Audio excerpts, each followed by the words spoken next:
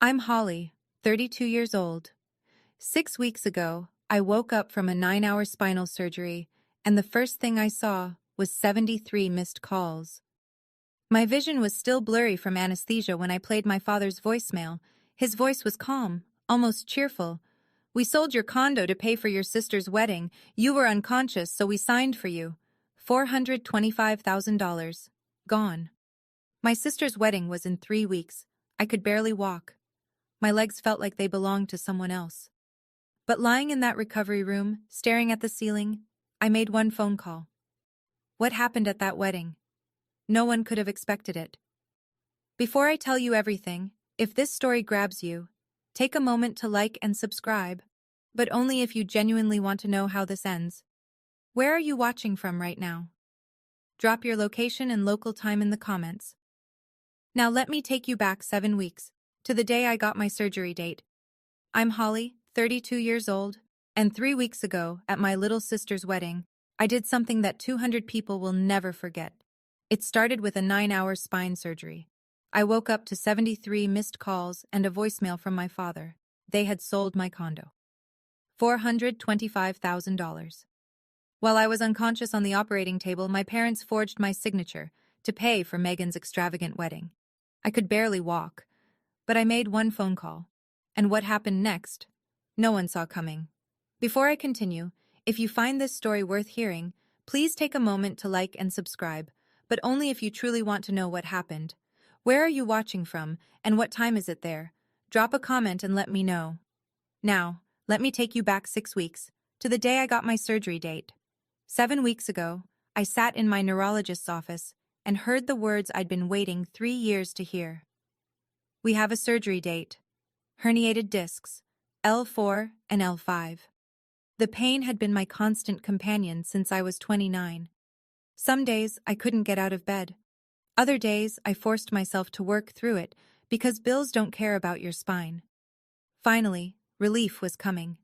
March 15th, 9-hour procedure. 6 weeks of recovery.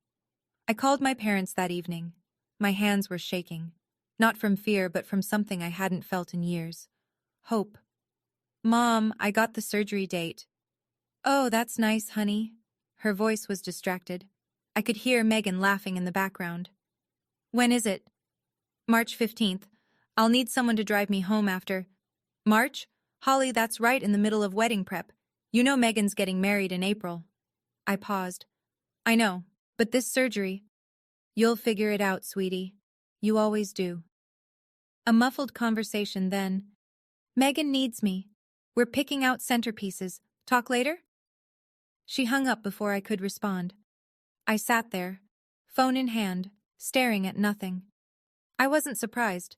That was the worst part. I wasn't even a little bit surprised. When I graduated college summa cum laude, my parents weren't there. Megan had an audition, a casting call for a local car dealership commercial. She didn't get the part. When I bought my condo at 27, my father's first words were, "Why didn't you help your sister instead? She needs money more than you need another investment." 32 years. I had learned not to expect anything from them.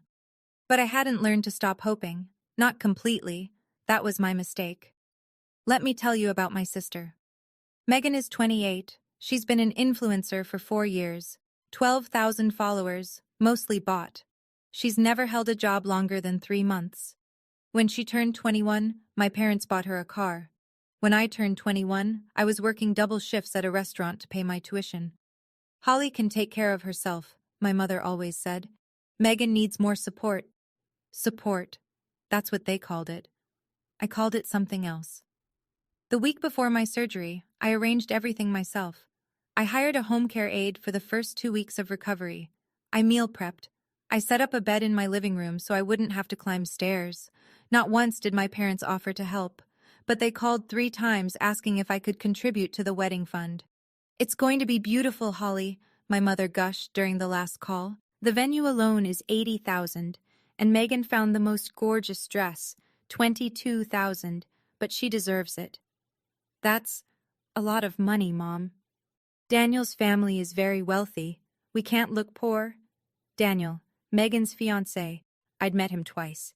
He seemed nice enough, quiet, a bit naive. His parents owned a chain of regional banks. I already gave you $20,000 for the engagement party, I reminded her. That was months ago, Holly. This is different. I have surgery in 5 days. I can't. Fine. Her voice turned cold.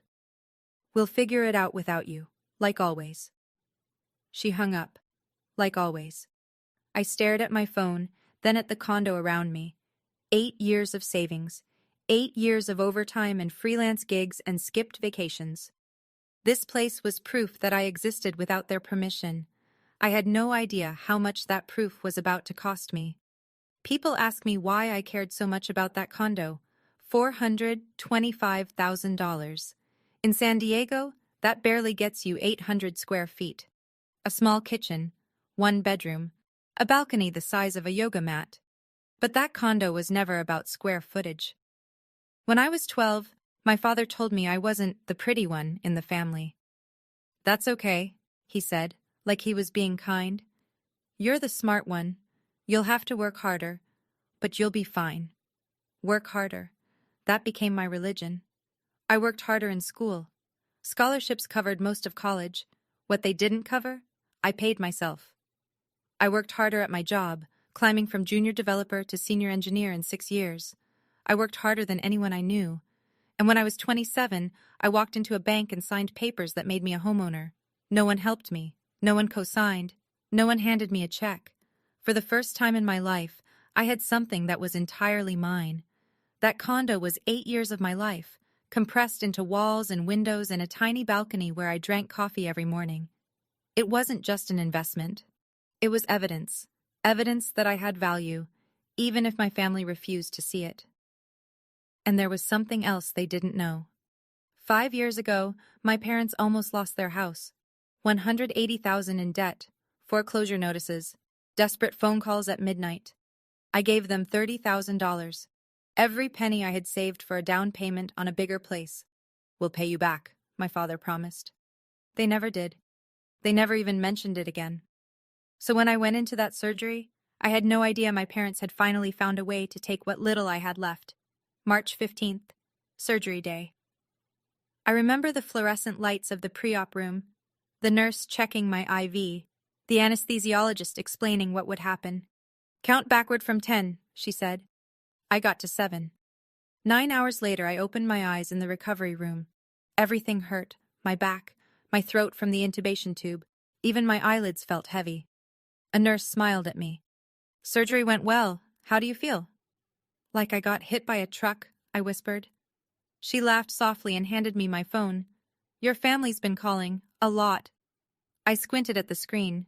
73 missed calls, 47 text messages. My first thought, something happened to someone. My second thought, Megan's wedding. Something went wrong with the wedding.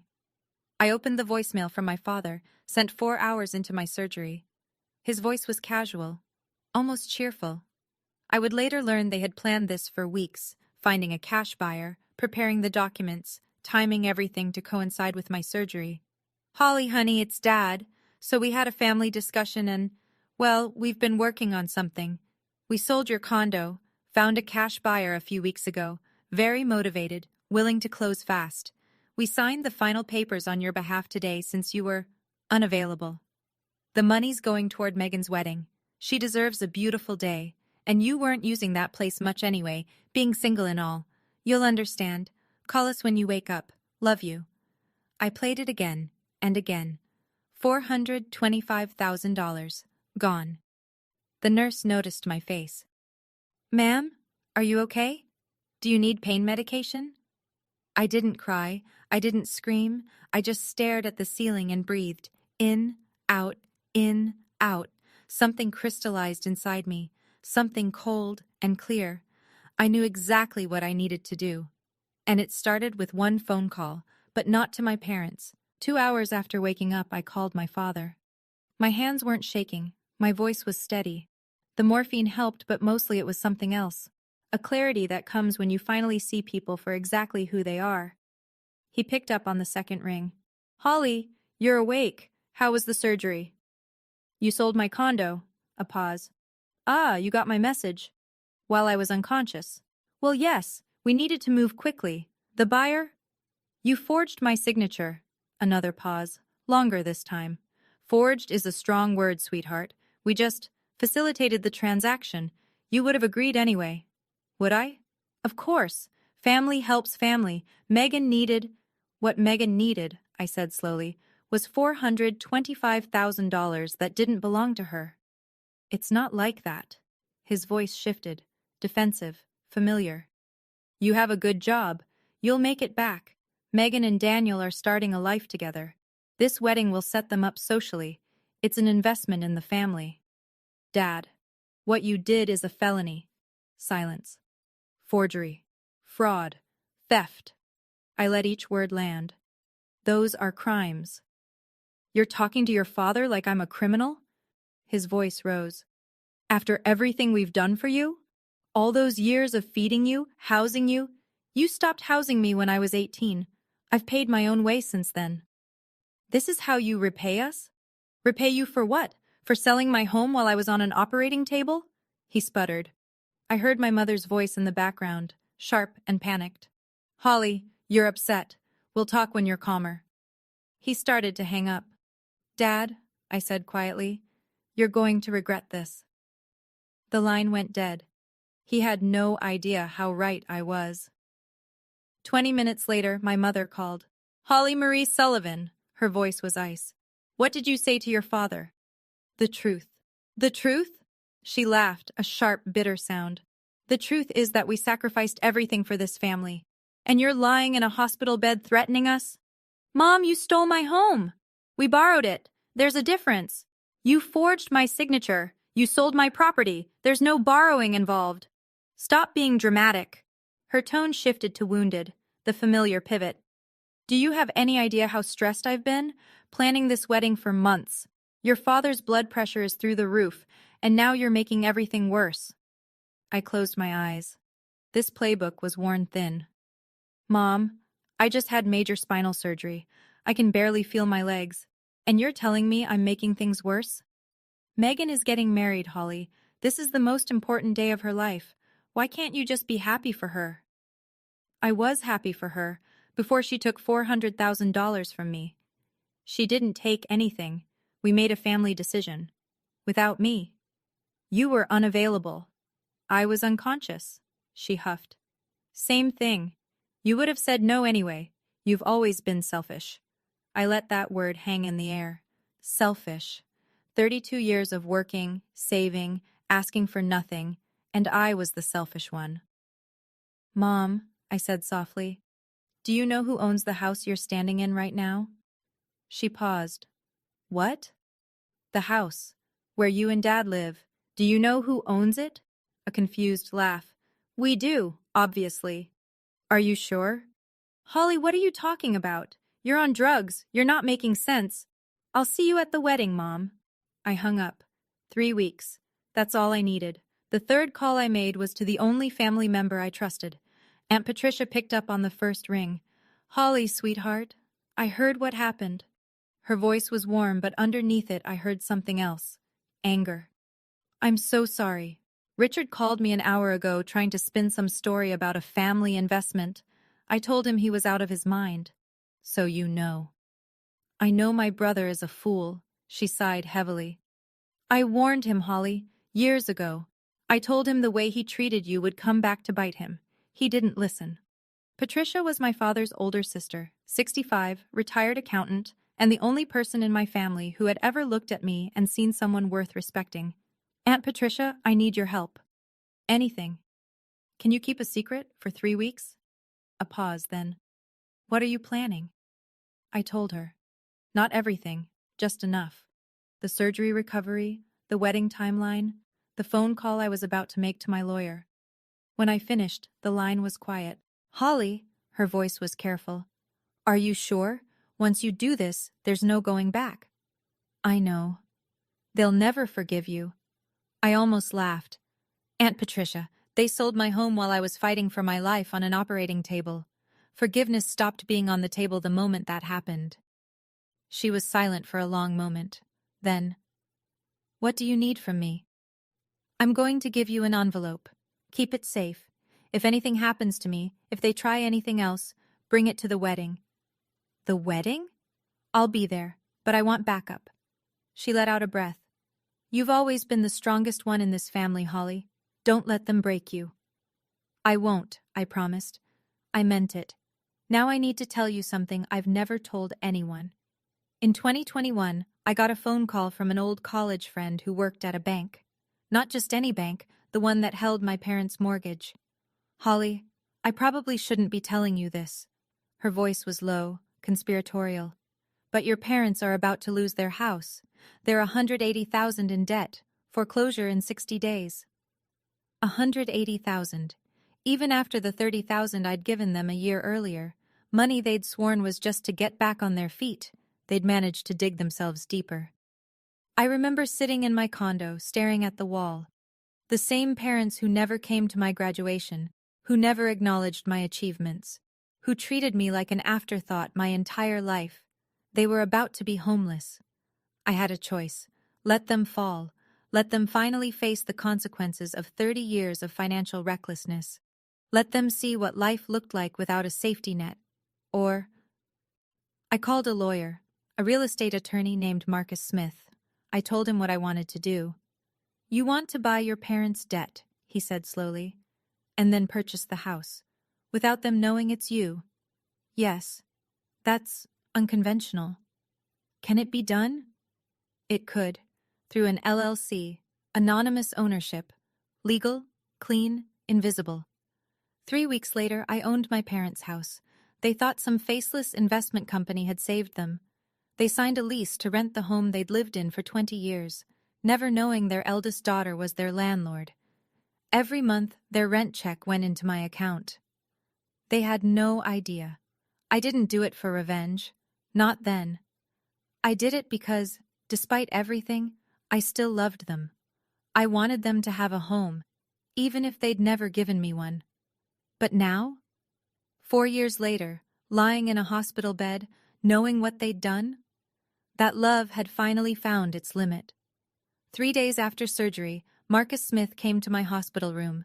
He was a tall man, mid-40s, with the calm demeanor of someone who'd seen every kind of family disaster. He'd been my lawyer since the house purchase, 4 years of keeping my secret safe. I pulled the documents on your condo sale. He set a folder on my bedside table. It's worse than I thought. Tell me. They used a forged power of attorney. The signature doesn't even come close to matching yours. He showed me the paper. My signature looked like a child's imitation. The notary stamp is from a guy in Nevada who's been flagged before for rubber stamping documents without verification. Your father probably found him online. It's a federal offense, but these people exist. Can we reverse the sale? Marcus shook his head. The buyer is a third party, innocent purchaser. They had no idea the documents were fraudulent. Unwinding that sale would take years and wouldn't guarantee you get the property back. I absorbed that. $425,000. Gone. But, Marcus continued, you have options. You could file criminal charges, forgery, fraud, identity theft. Your parents could face serious prison time. What else? He paused, pulled out another document. The house. My parents' house. Your house. He met my eyes. You still own it. Free and clear. And their lease. He checked his notes. Expires on April 19th, 1 week after the wedding. I did the math. April 19th, 1 week after Megan's wedding on April 12th. So the lease expires 1 week after the wedding? Marcus nodded slowly. If you wanted to serve them with a notice to vacate, you could do it. Well, any time. They'd have 30 days from the date of notice. I stared at the ceiling. 30 days. There's something almost poetic about that timing, Marcus said carefully. For the first time since waking up from surgery, I smiled. Draft the notice, I said. I'll tell you when to serve it. 1 week before the wedding, Megan called. I was home by then, moving slowly with a cane, but moving. The pain was manageable. My head was clear. Holly. Her voice was sugar-coated poison. I heard you've been upsetting Mom and Dad. Have I? They said you threatened them, over some money thing. Some money thing? I laughed softly. Megan, they sold my condo, the home I bought with 8 years of savings. Right. She drew the word out. But that was a family decision. You're single. You don't need a place that big. It was 800 square feet. Still, it's not like you have a husband or kids. I let the silence stretch. Megan, did you know where the money came from? Another pause. Then too quickly. I don't get involved in the financial stuff. That's between mom and dad but you knew. I didn't. You suggested it, didn't you? The realization hit me like ice water.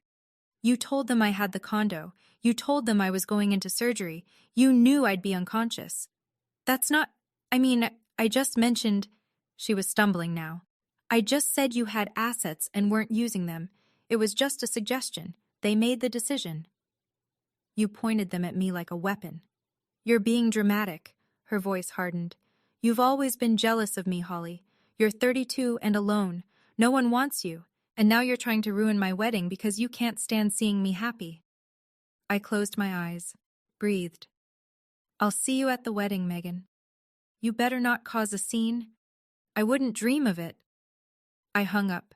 She'd painted the target on my back. Now she'd get to watch the arrow fly. The next day, Megan went public. Her Instagram story appeared at 7:43 p.m. A carefully staged photo, mascara-streaked cheeks, quivering lip, sitting in what looked like a bridal boutique. The caption, "When someone in your own family is so jealous of your happiness that they try to destroy your wedding, my sister is threatening to ruin the most important day of my life. Just because she's alone and bitter doesn't mean she gets to steal my joy." Within an hour, the comments exploded. "So sorry, Queen. Don't let the haters win. Jealousy is ugly. Families should support each other. Your sister sounds toxic. Cut her off." My phone started ringing. Aunts, uncles, cousins, my mother's friends. "Holly, how could you? Megan is devastated. Why are you doing this to your family?" Not one person asked for my side. Not one person questioned the narrative. I didn't respond to any of it. Instead, I screenshotted everything. The post, the comments, the private messages from relatives calling me selfish, jealous, pathetic. Every single word. My cousin David called, trying to play mediator. "Holly, can't you just apologize for the family's sake?" "Apologize for what?" "For whatever you did to upset Megan." "David, they sold my home while I was in surgery. They forged my signature." Silence. "Well," he said finally, "I'm sure there's two sides to every story." I hung up. 2 sides. Everyone wanted 2 sides, but no one wanted to hear mine. That was fine. In 2 weeks, they'd hear it whether they wanted to or not. I saved every screenshot to a folder on my laptop, every attack, every assumption, every cruel word. "These will be useful later," I said to no one. The wedding was in 14 days. The countdown had begun. Now I want to pause here for a moment. If you were in my position, surgery recovery, $425,000 stolen, your entire family turning against you, what would you do? A. Sue immediately. B. Wait until the wedding. C. Forgive and move on. Drop your answer in the comments. I'm genuinely curious what you'd choose. And if you're still with me, hit that like button. Trust me, you'll want to see what happens next. Let's continue. 2 days before the wedding, there was a rehearsal dinner. I didn't want to go. Every step still hurt. My back screamed with every movement. But I needed to see the battlefield before the battle. The restaurant was upscale Italian, private room, 25 people, white tablecloths, candles everywhere. Megan had posted the bill on her wedding planning story, $12,000 for one dinner. I arrived late, walking slowly with my cane. The room went quiet when I appeared in the doorway. My mother's eyes widened. My father's jaw tightened. Megan grabbed Daniel's arm and whispered something. "Holly!" My mother recovered first, her smile sharp as glass. "We didn't think you'd make it, with your condition." "I wouldn't miss it." I made my way to an empty seat at the far end of the table. Every step deliberate. Every face watching. My father stood to make a toast. "Tonight, we celebrate family." He raised his glass, avoiding my eyes. "We celebrate sacrifice. Everything we've done for our children." Megan beamed. This wedding represents our family's love and commitment. Many people contributed to make it possible. His gaze flickered to me for just a second. Family takes care of family. I raised my glass with everyone else, said nothing. But Daniel, the groom, was looking at me strangely, curiously, like he was trying to solve a puzzle. Megan leaned over and kissed his cheek, pulling his attention back. At the end of the night, as people gathered their coats, Megan approached me. "I'm surprised you came." Her smile didn't reach her eyes. "I have a gift for you," I said, "for the wedding." "A gift?" Suspicion flickered across her face. "Something special. You'll see on Saturday." I walked out before she could respond. My back was on fire, but it was worth it. April 12th, wedding day. The venue was a 5-star hotel with a garden courtyard, the kind of place where money whispers from every flower arrangement. White roses cascaded from iron archways, crystal chandeliers hung from temporary pavilions. A string quartet played Pachelbel. 200 guests. Megan had insisted on 200.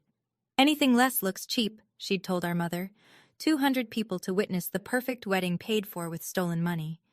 I arrived with Aunt Patricia. She wore a navy blazer. I wore a simple navy dress. A coincidence. Or maybe not. Either way, we looked like a team. We were. "Ready?" she murmured as we walked through the garden entrance. "Yes." In my small clutch purse, a manila envelope containing documents that would change everything. The ceremony seating was arranged in curved rows, facing a flower-draped altar. I took a seat in the very last row, the furthest point from the family. Patricia sat beside me.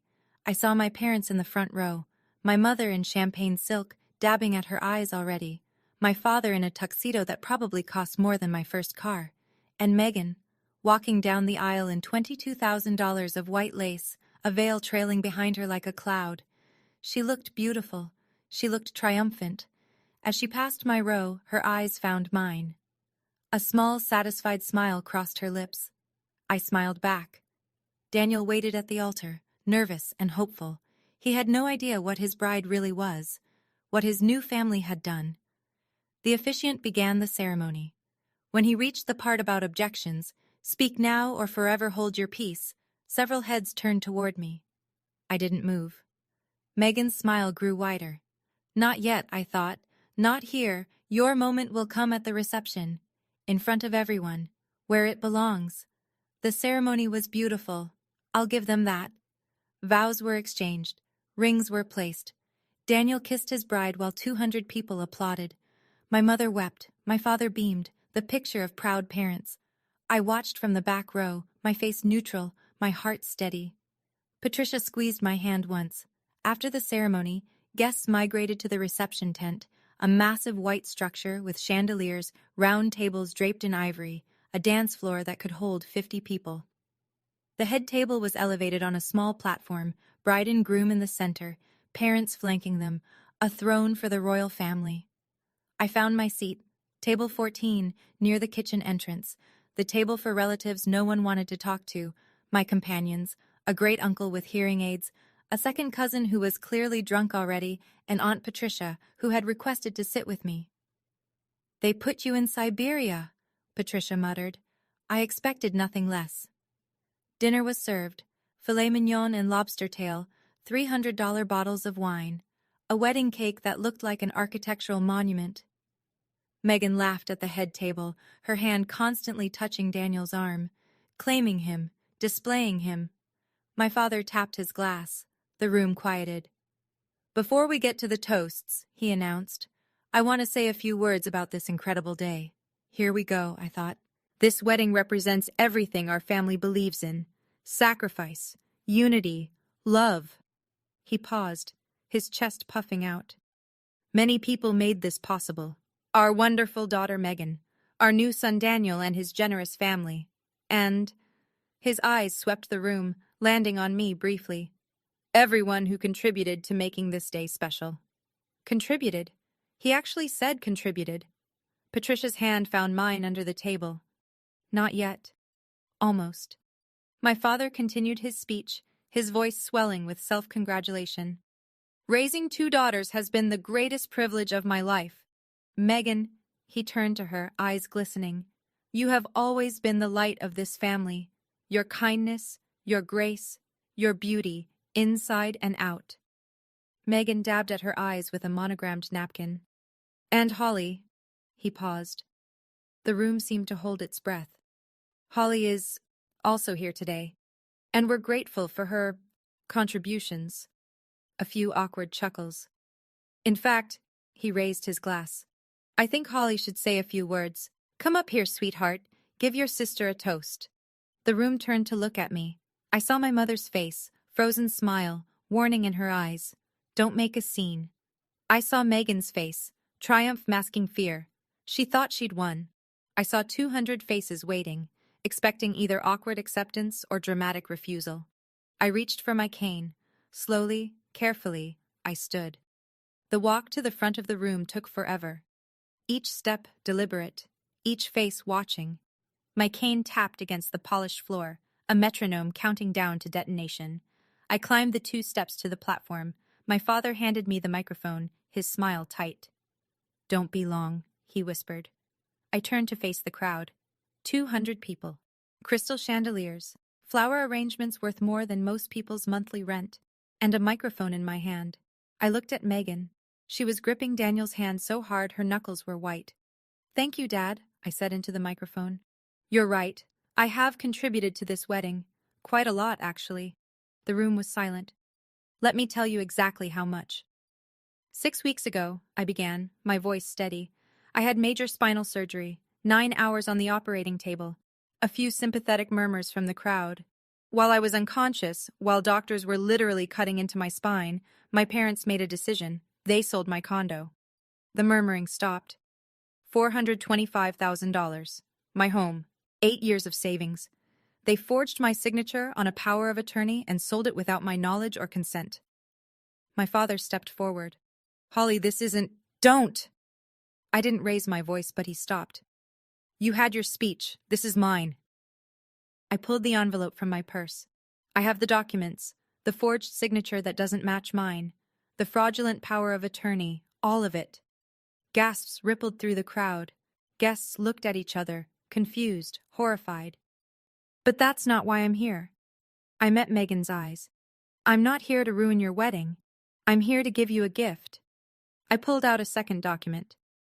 This is the deed to 247 Maple Drive, my parents' house, the house they've lived in for 20 years. My mother stood up. What does that have to do with... In 2021, when you were about to lose that house to foreclosure, someone bought it. An anonymous investor, you thought. You've been paying rent to them ever since. I let the silence stretch. That investor was me. My mother's face went white. My father grabbed the edge of the table. I own your house, I said quietly. I've owned it for 4 years. And your lease? It expires in exactly 30 days from today, if I choose to send the notice. The room erupted. Voices, gasps, chairs scraping. And Megan, finally, looked afraid. The next 60 seconds were chaos. My father lunged toward me. You're lying! That's impossible! It's public record, Dad. You can check it yourself. My mother was hyperventilating. How could you? Why would you? I saved your house because I loved you. I let those words land. Even though you never loved me back. From the back of the tent, a figure approached. Marcus Smith, in a crisp gray suit, carrying a leather briefcase. Who is that? My father demanded. My attorney. I stepped aside to let Marcus join me on the platform. He's here to verify everything I've said. Marcus addressed the crowd with professional calm. I'm Marcus Smith, real estate attorney. I can confirm that Holly Sullivan is the legal owner of the property at 247 Maple Drive.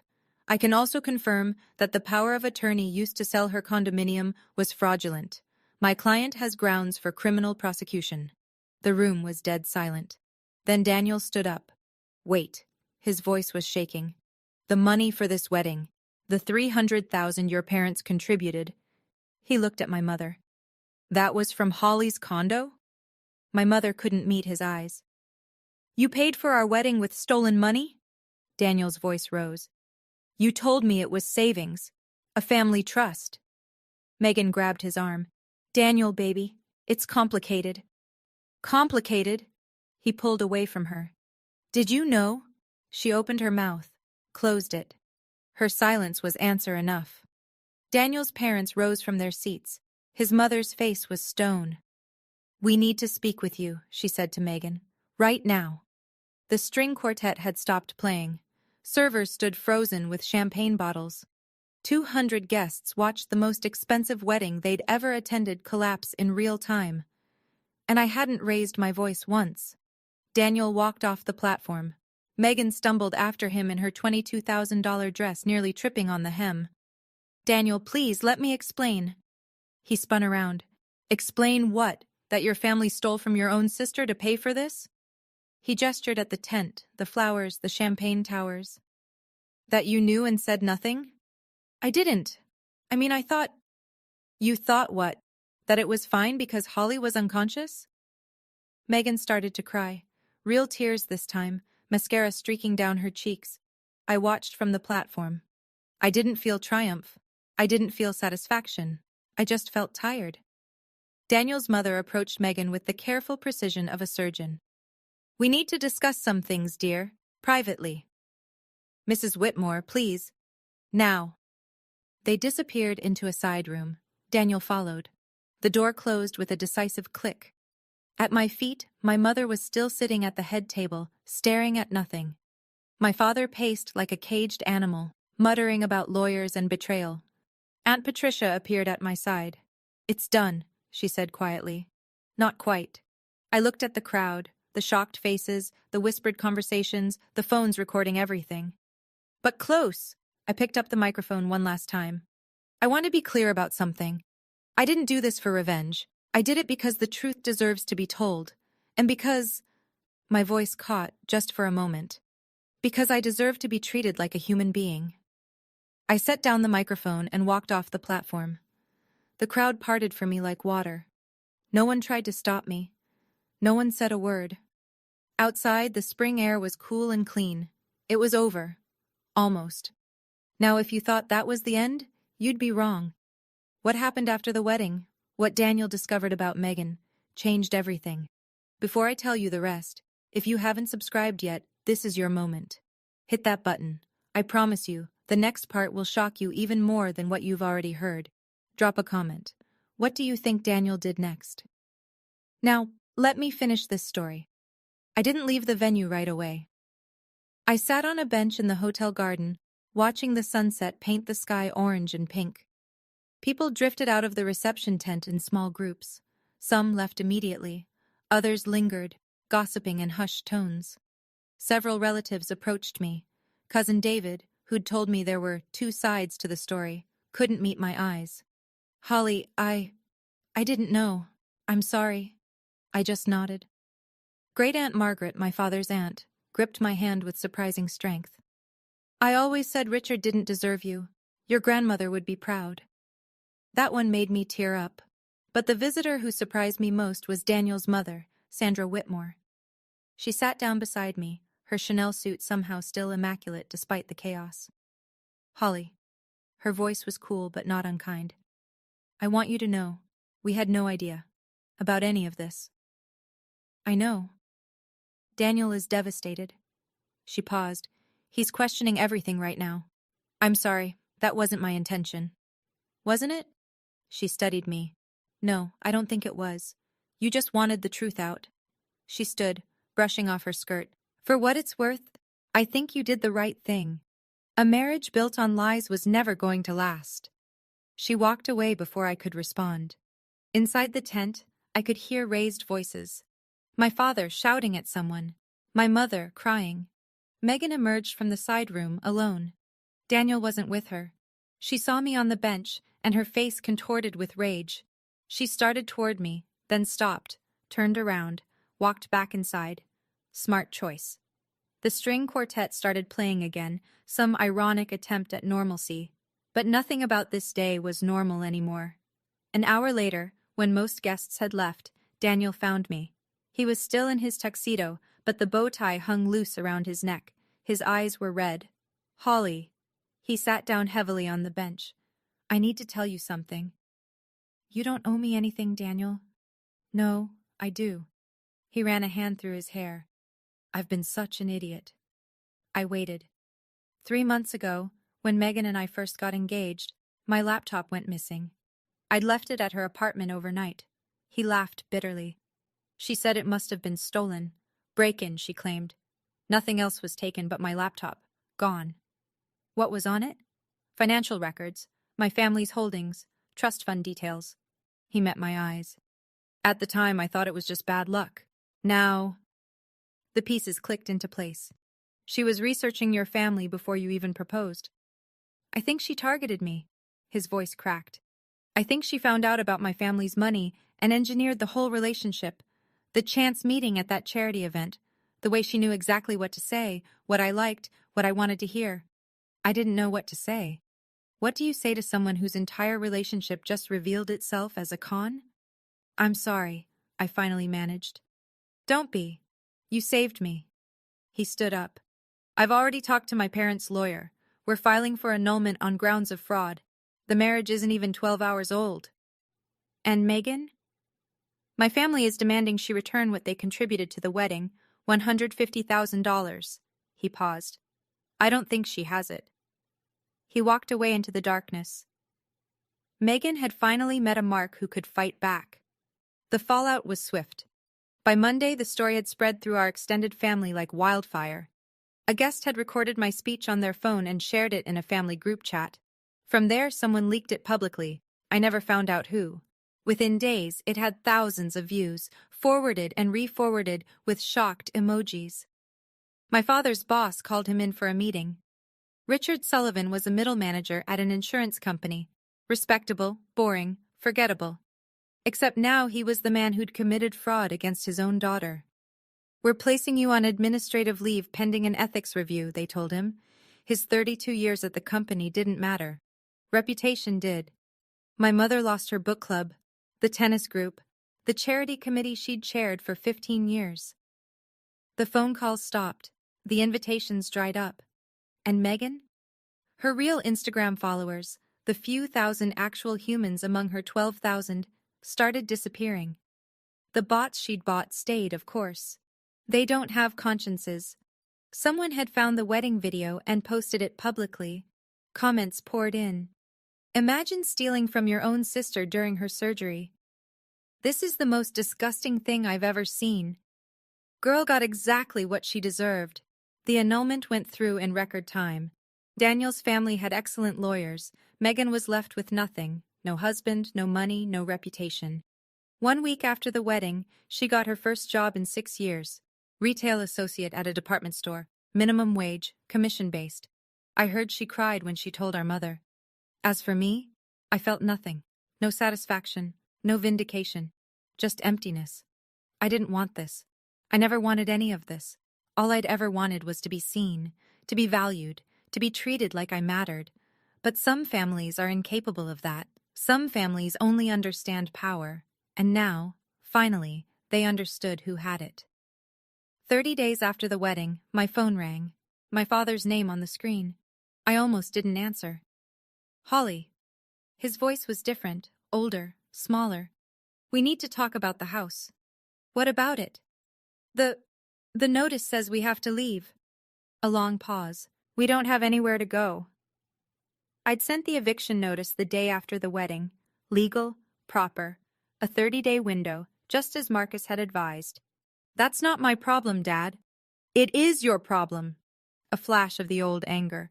You're evicting your own parents. What kind of daughter does that? The kind whose parents stole $425,000 from her. We didn't steal. You forged my signature while I was in surgery. That is the legal definition of theft and fraud. I kept my voice flat. You're lucky I'm not pressing charges. Silence. Please. The word seemed to cost him everything.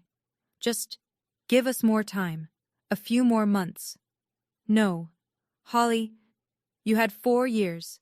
4 years of living in a house I paid for, paying rent to a daughter you treated like nothing. I saved you from foreclosure, and you repaid me by stealing my home. We didn't know it was you. Would it have mattered? He couldn't answer that. We both knew the truth. 30 days, Dad. Find somewhere else to live. If you do this, you're no longer my daughter. I almost laughed. I was never your daughter. I was just the one you used when you needed something. I hung up. My hands weren't shaking. My heart wasn't racing. I felt nothing but the cool certainty of a boundary finally drawn. Some lines, once crossed, can never be uncrossed. 2 months after the wedding, I walked through my parents' former house. They'd moved out 3 days prior, a small apartment in a suburb 30 miles away. They'd taken everything they could fit. The house echoed with emptiness. I stood in the living room where I'd spent my childhood, the spot where the Christmas tree always went, the window seat where I'd read hundreds of books, the staircase I'd climbed thousands of times. Aunt Patricia stood beside me. "How do you feel?" she asked. "I don't know." I touched the wall. I thought I'd feel something. Vindication. Satisfaction. Something. And? "I just feel sad." She nodded. "That makes sense. You didn't just lose your parents. You lost the hope that they'd ever love you the way you deserved." I turned away from the empty room. "What are you going to do with the house?" Patricia asked. "Rent it out." I found a young couple, first-time renters, both teachers. They seemed kind. I paused. "The rental income will go to a charity, a foundation that helps women who've experienced financial abuse in their families." Patricia smiled. "That's beautiful, Holly." My recovery was nearly complete. I could walk without the cane now. The pain was manageable. My body was healing. My heart was taking longer. Megan had texted me once, 2 weeks after the wedding. "I hope you're happy. You destroyed everything." I didn't respond. Daniel had sent a short email. "Thank you for the truth. I know it cost you. I won't forget it." I'd saved that one. I locked the front door of my parents' house, my house, and walked to my car. The spring sun was warm. Birds sang in the maple tree. Life, somehow, continued. 3 months after the wedding, I saw my mother. I was walking in the park near my new apartment, a smaller place, temporary while I figured out my next move. The condo money was gone, but I still had my job, my savings, my self-respect. She was sitting on a bench by the fountain, alone. She looked older, smaller. Her hair had more gray than I remembered. Her clothes were less polished, a simple cardigan instead of the tailored blazers she'd always worn. Our eyes met. For a long moment, neither of us moved. Then I walked over. I don't know why. Maybe closure. Maybe curiosity. Maybe some small, stubborn part of me still hoped. I sat down, leaving space between us. She stared straight ahead. "I didn't expect to see you here." "I live nearby now." Silence. The fountain burbled. Children laughed somewhere in the distance. Are you okay?" She finally turned to look at me. Her eyes were red-rimmed, tired. "I'm okay. Holly," her voice cracked. "I never meant. I didn't want." I waited. Part of me desperately wanted an apology, a real one. Something that acknowledged the decades of neglect, the theft, the betrayal. But she just shook her head and looked away. "You should go home, Mom. It's getting cold." She nodded slowly, rose from the bench, paused. "I wish," she started. "I know." She walked away without finishing the sentence. I watched her until she disappeared around the bend in the path. I sat there for a long time, feeling the cool air on my face. I didn't hate her. I didn't love her either. I was just done. Some relationships can't be repaired. Some damage is too deep. And that's okay too. So that's my story. If you're waiting for a happy ending where we all reconcile and become a loving family, I'm sorry. That's not how life works. My parents live in their small apartment. We don't speak. I hear updates from Aunt Patricia sometimes, but I've stopped asking. Megan is still working retail. She's been in therapy, Patricia tells me. Whether that helps, I don't know. I hope it does. Not for her sake, for the sake of whoever she becomes next. Daniel remarried 2 years later. A teacher from Connecticut. They have a baby now. He sent me a birth announcement. I thought that was kind. And me? I'm 34 now. I bought a new place last year. Smaller than the condo, but mine. Every brick, every floorboard, every window belongs to me because I earned it. Again. I still have the cane somewhere in my closet. A reminder of how far I've come. Here's what I learned. Setting boundaries isn't revenge, it's self-respect. Family doesn't give anyone the right to hurt you. Blood doesn't erase betrayal. And sometimes the most loving thing you can do for yourself is walk away. If you're watching this and you see yourself in my story, if your family treats you like an afterthought, like an ATM, like someone who exists only to serve their needs, I want you to know, you deserve better. You are allowed to say no, and you don't have to light yourself on fire to keep others warm. Thank you for listening. If this story resonated with you, share your thoughts in the comments. I read every single one. And if you've ever had to set a boundary with family, tell me about it. You're not alone. Until next time, take care of yourselves. Before I go, here are the lessons I want you to remember. First, no one has the right to take what you've worked for, not even family. Second, setting boundaries doesn't make you cruel. It makes you strong. Third, sometimes silence isn't weakness. It's preparation. Thank you so much for staying with me through this entire story. It means more than you know. If this resonated with you, hit subscribe and turn on notifications. I share stories like this every week. Check the description for more family drama stories. And if you have a story of your own, I'd love to hear it in the comments. Take care of yourself. You matter. And don't let anyone tell you otherwise. See you in the next one.